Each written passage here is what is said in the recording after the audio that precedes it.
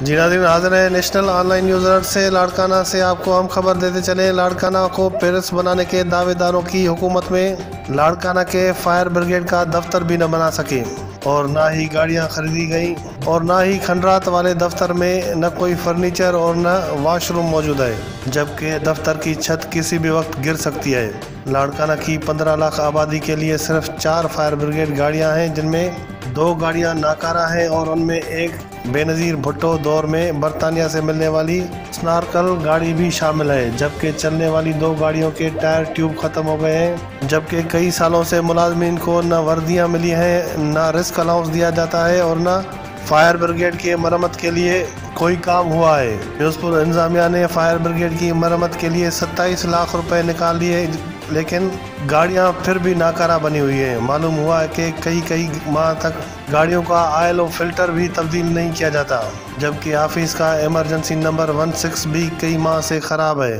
اور آگ کے متاثرین دفتر آ کر اطلاع کرتے ہیں، اور دیر ہونے سے انسانی جانیں و مالی نقصان بڑھ جاتا ہے۔